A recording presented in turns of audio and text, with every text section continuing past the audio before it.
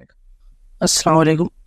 چونکہ آج کوئی خاص ٹاپک پہ سوال جواب نہیں ہے، اس لیے میرا یہ سوال ہے کہ نماز جنازہ جو ہے تو عورتوں کے لیے بھی ہے گیا؟ اگر کسی گھر میں میت ہو جاتی ہے تو عورتیں بھی جو ہے تو نماز جنازہ پڑھ سکتی ہے، اور اس میں مطلب عربوں میں کیا چلتا، مطلب اس تعلق سے بھی تھوڑا اس معاملے میں بتائیے.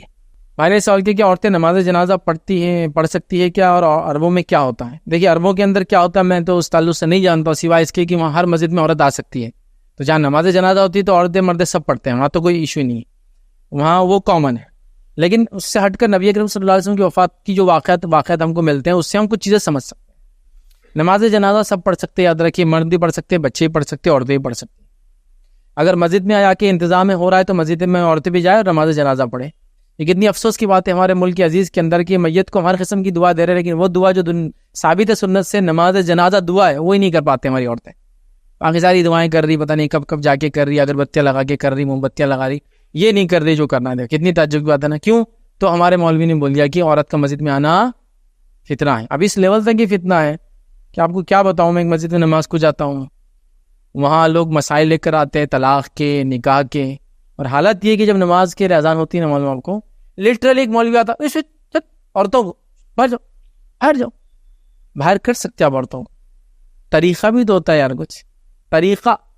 مطلب یہ وہ دین ہے جس نے نان مسلم کو اٹریکٹ کیا اس کی روی کی وجہ سے، اور آج یہ وہ مولوی ہے جن کی وجہ سے یہ عورتیں نفرت میں، ہمارے سماج کی عورتیں نفرت. چلو باہر جاؤ، اور وہ بیچاری نکلتی اور سامنے کرانے کی دکان کی سیڑھیوں میں بیٹھتے ہیں نکل کے نماز تک.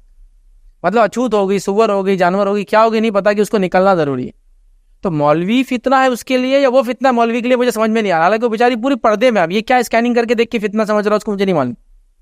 فتنہ کیسی بھی عورت میرے لیے، کوئی ننگی عورت راستے پہ ناچ رہی تو میں بولوں گا فتنہ ہے، لیکن ننگی عورت راستے پہ ناچے تو ہم پاگل سمجھیں گے اس کو فتنہ نہیں سمجھیں گے. کم کپڑے والی فتنہ ایک طرح سے اٹریکشن کرتی ہوں، ورنہ ایک آدمی عورت ننگی ہو جائے کوئی دیکھنا پسند نہیں کرتا، ہم سب گھن کھاتے اس.